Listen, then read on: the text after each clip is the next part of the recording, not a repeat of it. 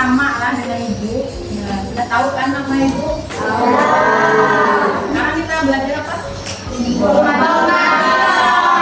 Nah, yang sebelum kita belajar, kita berdoa terlebih dulu. Siapa yang biasa mimpin doa? Bima. Ya, silakan Bima dipimpin doa.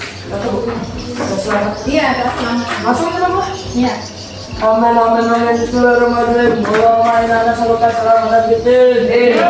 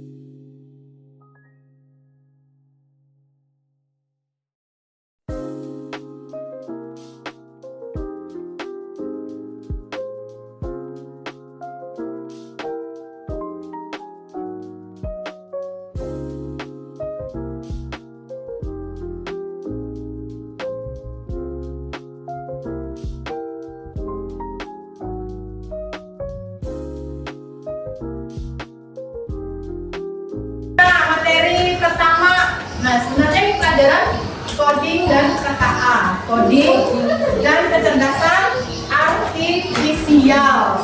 Nah, sebelum kita belajar lebih mendalam, itu harus tahu dulu konsep berpikirnya. Bisa perhatikan ya Ibu? Saya bicara sendiri. Bagaimana berpikir komputasional dalam kehidupan sehari-hari? Ingat, ini pelajaran informatika. Yang pertama harus belajar berpikir komputasional dulu. Apa itu berpikir komputasional? Ada yang tahu berpikir komputasional? Berpikir itu menggunakan apa? Kata komputasional.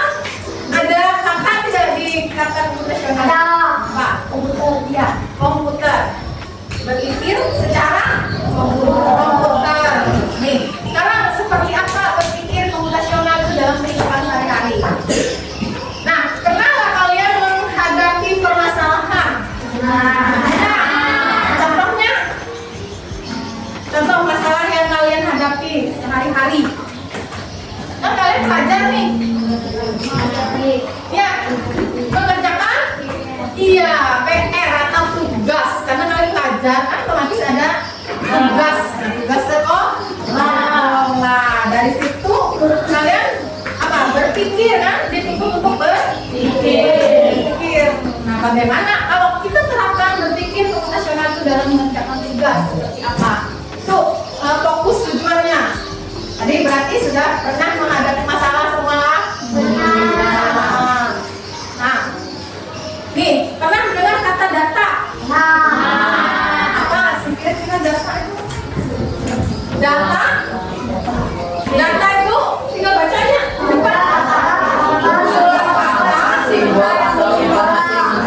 Yang belum kalau sudah diolah apa namanya?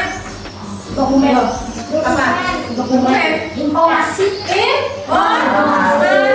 Kalau sudah diolah. Kalau masih mentah kayak fakta, angka, simbol itu termasuk data. Kalau sudah diolah bisa disebut menjadi informasi yang berguna. Kita tidak lepas dari data belajar informatika ini. Ini sudah terima? Ya, lanjut nih tujuan belajar kita hari ini. Ada yang bisa baca kalian nyaring? Yuk. Serta dibutuhkan satu berdasarkan penelitian berpikir komputasional, Latihan. aplikasi masalah dan menerapkan komposisi dalam Penyelesaiannya. mengenali pola dari data untuk menyusun solusi. 4. melakukan abstraksi terhadap informasi penting dari data. Nah, hari ini tujuan kita belajar itu menjelaskan pengertian berpikir komputasional. Berpikir komputasional itu apa artinya? Kemudian kita mengidentifikasi. Mengidentifikasi itu bahasa lainnya mengenali ciri-cirinya. Kemudian mengenali pola. Ya, silakan masuk. Siapa? Oke. Ya, silakan duduk. Cari tempat duduknya. Bawa. Menjelaskan pengertian berpikir komputasional, kemudian mengidentifikasi masalah, mengenali pola, dan melakukan abstraksi terhadap informasi penting dari data. Dari keempat ini ada yang tidak paham, kata apa yang tidak paham? Nanti Ibu jelaskan satu-satu ya, pengenalan pola seperti apa, abstraksi seperti apa. Nah, mungkin kalian tidak mengerti yang abstraksi, nanti ada penjelasannya. Berpikir komputasional. Berpikir komputasional. Apa berpikir komputasional tadi? Berpikir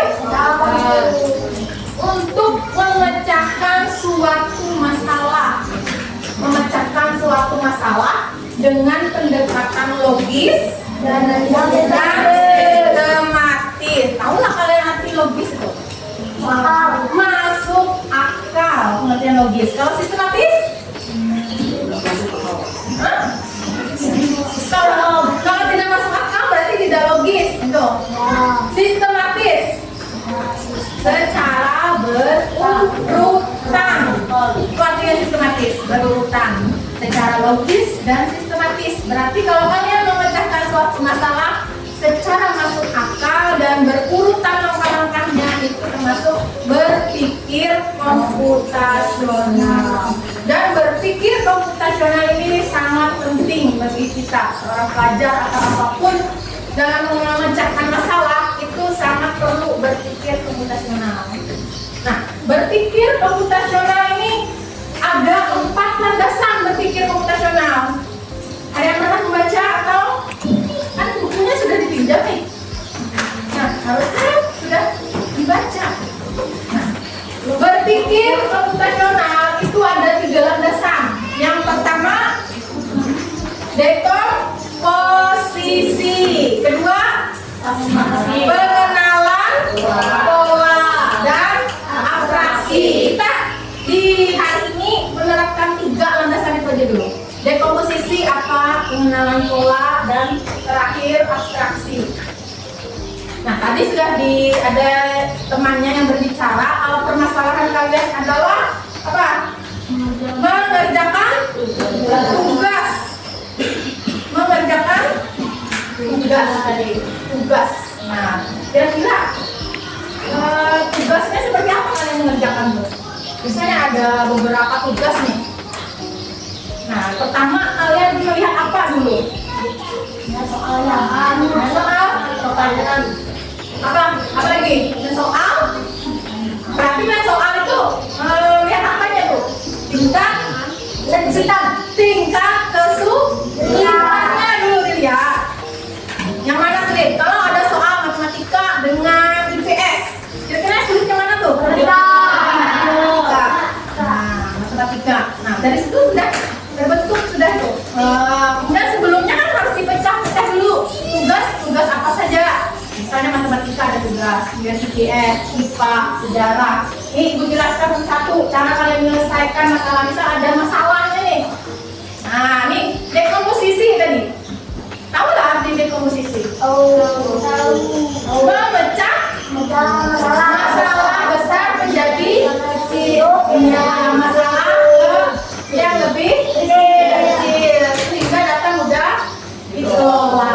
Ingat, kalau memang ada permasalahan, coba dulu pendekatan yang pertama, dekomposisi.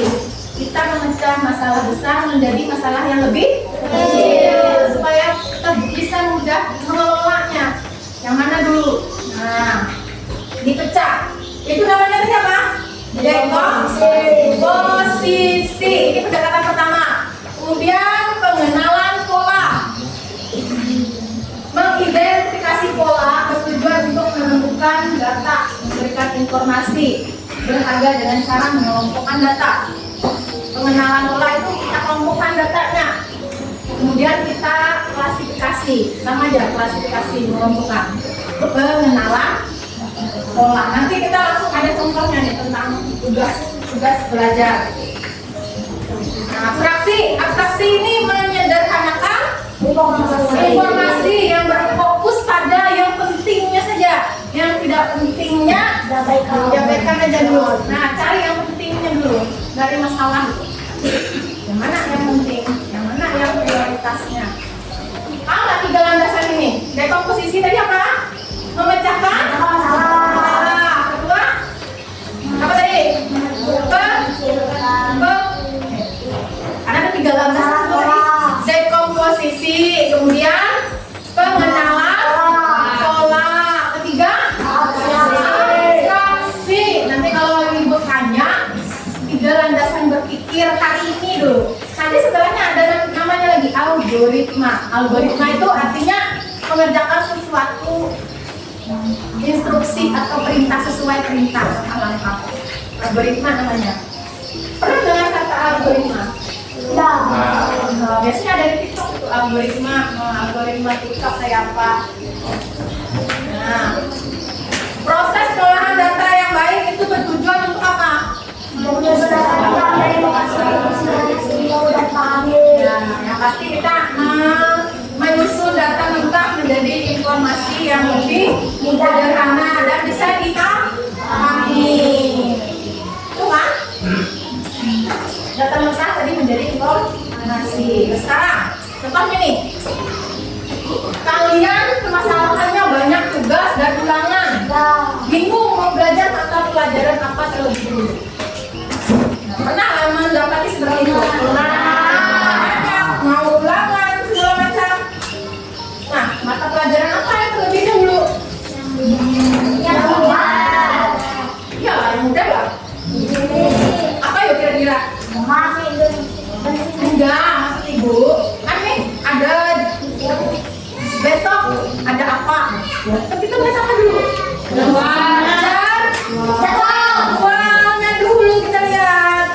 Misalnya besok ulangan matematika, mau kita belajar bahasa Inggris dulu. Nah, otomatis kan kita belajar yang untuk besok. Kemudian tadi memahami tingkat kesulitan. Nah, misalnya ini ada contoh nih. Ada contoh. Nah, tuliskan daftar pelajaran beserta tugasnya. Misal ada tugas matematika, kemudian kalian membuat laporan IPA, apa lagi? Esai bahasa Inggris, rangkuman IPS. Nah, kira-kira nih, ini contoh. Ada tugas seperti ini. Nah, kira-kira mau dikerjakan yang mana dulu? Kalian ada apa tadi? Melihat apa pertama? Enggak, melihat? Jadwalnya dulu. Nah, matematika misalnya ada apa? Nah, misal nih, kapan tugas di Kumpul? Nah, saat IPS-nya besok, matematikanya Rabu, 3 hari lagi. Ingat, ini kita mendekomposisinya dulu, pecah dulu tugasnya. Yang pertama IPS besok, kemudian matematika itu Rabu 3 hari lagi. Setelah itu IPA, Kamis 4 hari lagi. Bahasa Inggrisnya Senin depan 6 hari lagi. Nah, kira-kira yang mana dulu nih kerjakan? Jawab IPS lah. Tugas matematika IPS yang tadi membuat rangkuman aja. Iya, rangkuman aja. Nah, berarti membuat IPS dulu. Setelah itu apa? Matematika. Kalau IPA-nya 4 hari lagi. Nah, itu kan kita memecahnya. Nah, sekarang kita menuliskan tingkat kesulitannya. Mata pelajaran matematika itu butuh waktu lebih banyak dan sulit. Ya, sudah. Nanti harus dikerjakan lebih awal. Iya, lebih awal. Kalau IPS tadi apa tugasnya IPS tadi? Ayo, coba dilihat lagi. Tugas IPS tadi apa? IPS-nya tadi tugasnya merangkum aja kan IPS-nya. Berarti hanya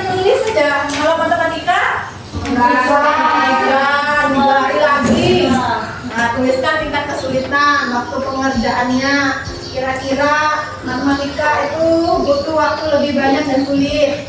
IPA mengetik laporan, kalau IPS itu perlu membaca buku. Bahasa Inggris butuh waktu lebih banyak. Yang ini masih dekomposisi, dipecah masalahnya ini, dituliskan. Kalau ada tugasnya dia bisa langsung mengerjakan seperti ini. Ini ada tugas. Ya. Paham nggak sudah dari sini? Paham nggak? Paham. Nah, kemudian dikenali polanya. Ditulis saja seperti ini. Misalnya mata pelajarannya apa saja. Kemudian deadline-nya besok, misalnya kalau IPS. Kalau matematikanya 3 hari lagi, sulit. Nah, tingkat kesulitannya nih. Misalnya sambil dicatat kalian. Nah, mata pelajarannya apa saja dari tugasnya. Ini namanya pengenalan pola. Oke. Nah, IPS-nya besok, tingkat kesulitannya sedang. Matematika 3 hari lagi, tingkat kesulitannya sulit. IPA 4 hari lagi, mudah. Nah, bahasa Inggris 6 hari lagi sedang. Ini sudah pas lah ini urutannya nih. Pas. Bahasa Inggris sedang, tapi kan 6 hari lagi. Nah, berarti yang paling bawah. Pengenalan pola. Terakhir, abstraksi. Abstraksi, tadi apa arti abstraksi? Apa abstraksi? Fokus pada inti yang pentingnya saja kita fokuskan. Abstraksi itu namanya. Tugas yang paling dekat deadline-nya dan masih bisa diselesaikan dalam waktu singkat adalah Kalau menurut kalian tadi yang dikerjakan dulu apa? Matematika. Iya, matematika. Karena tingkat kesulitannya sulit. Tahu dari situ? Baca dulu masalahnya. Apa tadi namanya? Dekomposisi. Dekomposisi. Kemudian apa? Pengenalan pola. Pengenalan pola tadi yang mana? Nih, yang nih. Ditulis mata pelajaran apa, kemudian deadline-nya ditulis, tingkat kesulitannya diurutkan. Kita kerjakan IPS dulu. Setelah IPS, matematika. Kemudian IPA, terakhir bahasa Inggris. Bahasa Inggris. Nah, belum. Habis ini pengerjaan LKPD.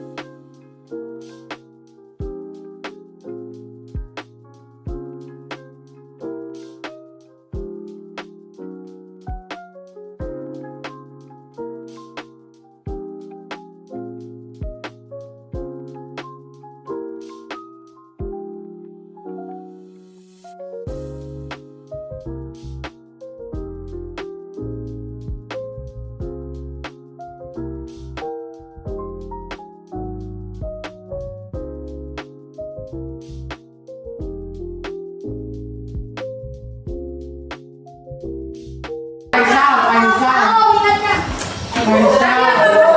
Itu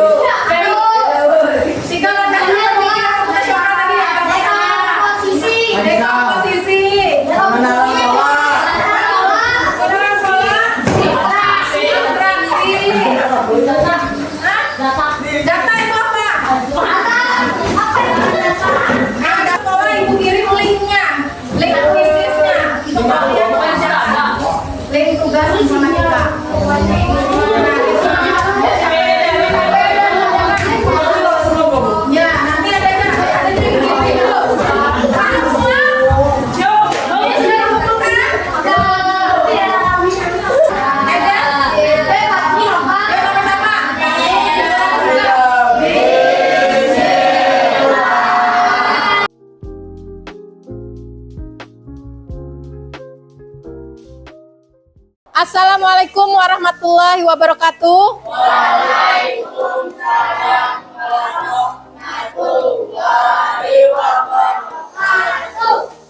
Apa kabar?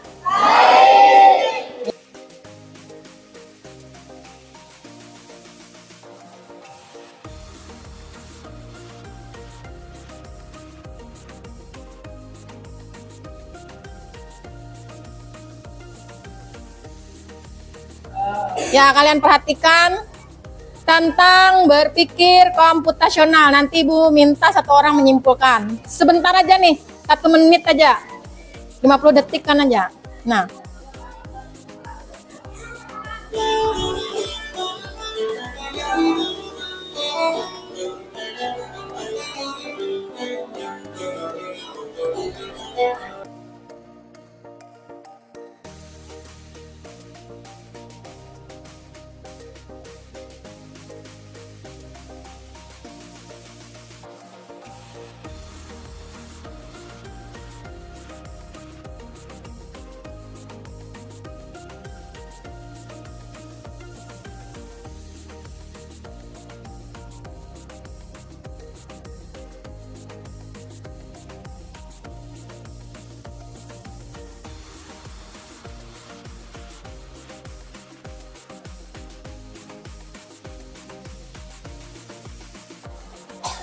Hari ini kita belajar ini.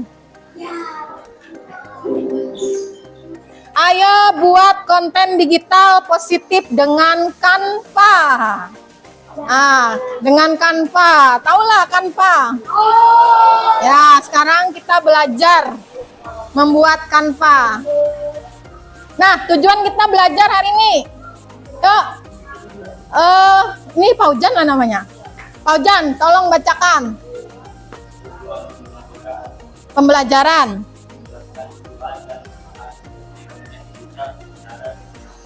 Dua.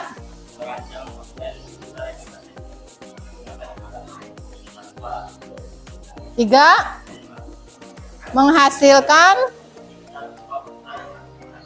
infografis. 4. Terhadap konten yang dibuat, itu etika digital. Akbar, perhatikan, ada berapa tujuan kita hari ini?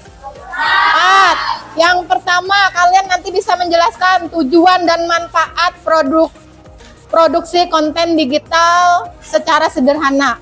Tujuan dan manfaatnya apa? Kemudian merancang konten digital edukatif. Edukatif itu yang apa? Bersifat positif. Apa? Positif. Mendidik, gitu lah. Mengedukasi, mendidik. Nah, kemudian menghasilkan produk digital berupa poster atau infografis. Infografis itu bisa berupa teks, gambar. Nah, menunjukkan sikap bertanggung jawab terhadap konten yang dibuat. Nanti ada etikanya. Etikanya membuat itu seperti apa? Coba perhatikan Ibu. Kalian membuat poster atau apapun di Canva itu nanti akan sangat bermanfaat apabila kalian terjun ke masyarakat. Karena sekarang kan informasi itu disampaikan di media sosial. Jadi bisa berupa poster. Kalau poster yang kalian buat menarik, orang suka membacanya. Ya tidak? Nah, nanti Ibu ajari bagaimana membuat poster yang menarik, poster yang bagus, dan aplikasi Canva ini yang mendukung semuanya. Ada semua di situ, membuat presentasi, membuat video. Nah, tinggal kita bisa memilih template-nya atau bisa kita merancang sendiri, tidak pakai template. Nah, ini tujuan kita belajar hari ini. Kemudian, pernahkah kalian membuat poster? Pernah. Poster apa? Selain itu, ada lagi. Berarti baru-baru aja nih buat. Nah, sudah lihai belum? Oh, ya. Iya, perhatikan. Nanti kalau sudah kalian sekolah di sini, nanti ada lomba-lomba, lomba membuat poster. Nah, kalau bisa semuanya nanti ikut satu kelas itu, tidak ada yang tidak ikut. Biasanya semuanya dilibatkan. Ya, ikut lomba membuat poster berdasarkan tema. Hanya kalian harus bisa sendiri. Pakai HP bisa. Yang penting ada punya akun. Nah, akun email. Yang paling bagus tuh pakai akun belajar. Karena dia gratis akun belajar. Ya. Nanti kalau kalian sudah terdaftar di sini, di Dapodiknya sudah masuk, diurus akun belajarnya dengan operator sekolah, dengan Pak Demi nanti. Supaya gratis. Kalian membuat poster atau segala macam itu gratis, tidak bayar. Kalau yang pakai akun email biasa itu bayar. Ya, bisa dimintanya duit. Ya, berbayar. Nah, apa itu konten digital? Upload ke sosmed. Konten digital. Segala bentuk informasi dalam format digital, baik itu gambar, video, audio, teks. Nah, dibuat dan disebarkan lewat internet. Yang namanya digital itu disebarkan lewat internet atau media sosial. Kemudian contohnya apa? Poster. Infografis. Ingat, infografis tadi bisa berupa teks, gambar, audio, video. Nah, video. Ingat, video TikTok yang edukatif juga termasuk konten digital yang positif. Nah, yang mengedukasi. Ingat, yang mengedukasi. Kalau tungtung sahur mengedukasi lah. Nah, itu konten hiburan. Nah, AI, yaitu AI. Nanti ada kita belajar AI. Kenalan dulu dengan Canva. Sudah kenalan nggak kalian dengan Canva? Belum. Ada yang sudah, ada yang belum. Kalau yang belum, kenalan dulu. Ya. Canva adalah alat desain online. Bisa diakses lewat HP atau laptop. Kalau kalian biasa masuk Canva lewat apa? HP.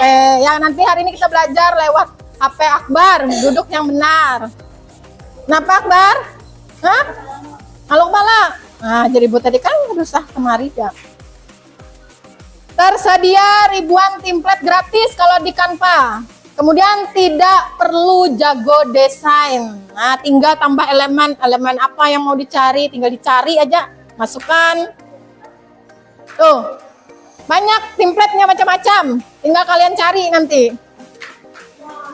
Nah, langkahnya yang pertama pastinya tentukan topik atau pesan yang akan disampaikan. Yang kedua,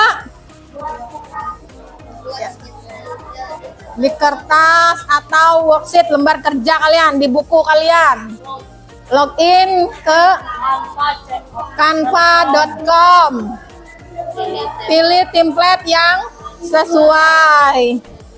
Edit teks, gambar dan warna, simpan dan bagikan karyamu. Hari ini nanti disimpan dalam bentuk JPG. Nanti tugasnya lah JPG, ingat. JPG itu image atau gambar. Nanti ada aja di situ, simpan filenya pakai tipe apa? Ada tipe PDF, ada tipe PNG, ada JPG. Kalau JPG itu gambar, PNG gambar, PDF itu dokumen. Bisa Word, bisa juga. Kemudian PPT, bisa juga PowerPoint. Nah, ada. Nah, ingat, yang namanya kita sebarkan di internet atau medsos itu harus ada etika. Etika. Kemarin sudah belajar etika itu apa? Apa etika? Hah? Iya, akhlak sikap kita itu ilmu tentang baik buruk, salah benarnya. Etika yang baiknya seperti apa? Ingat, jangan ambil gambar atau musik sembarangan. Perhatikan hak cipta. Kemudian yang di belakang coba dibacakan.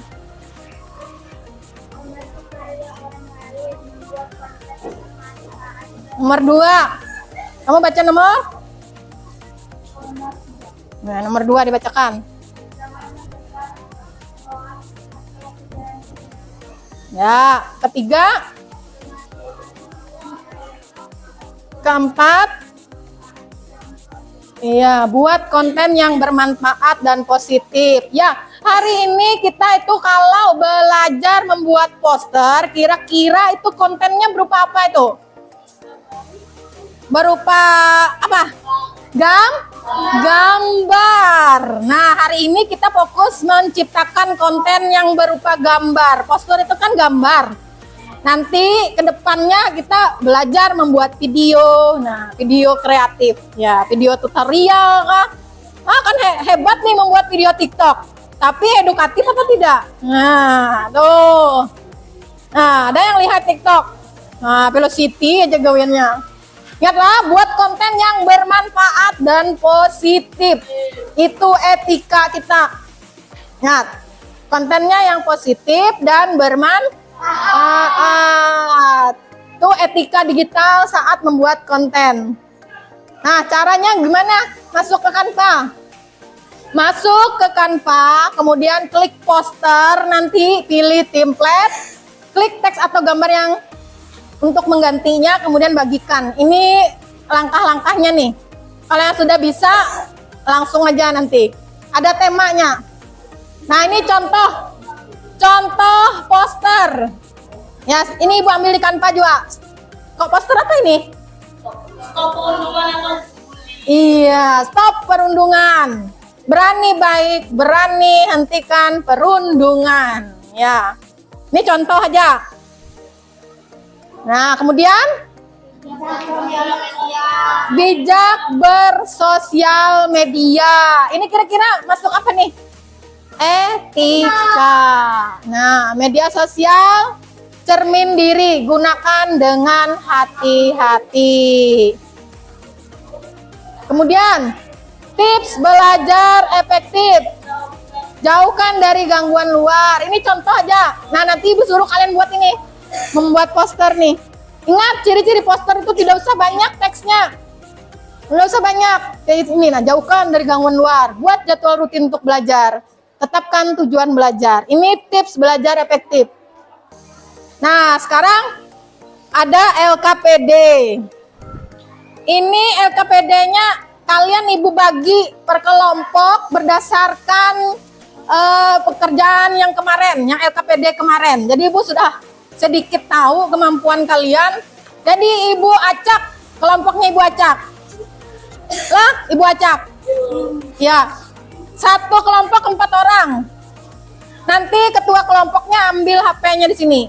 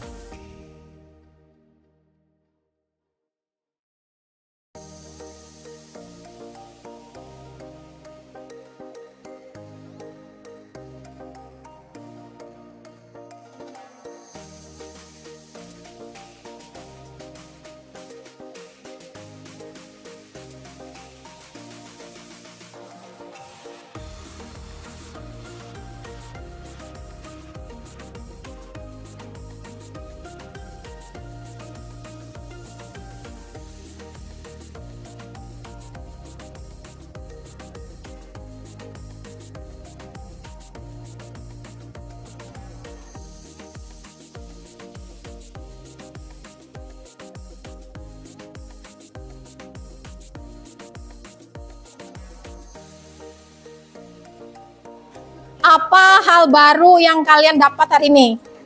Ayo, apa hal barunya? Hah? Ayo, duduk yang benar.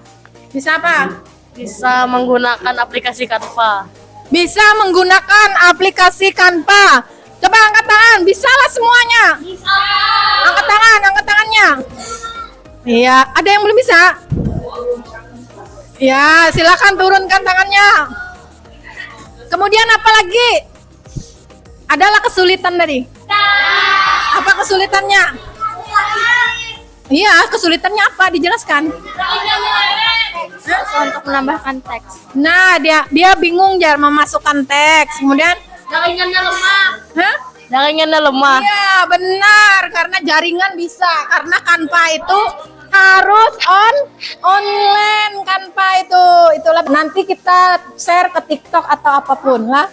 Share ke TikTok ke masing-masing aja.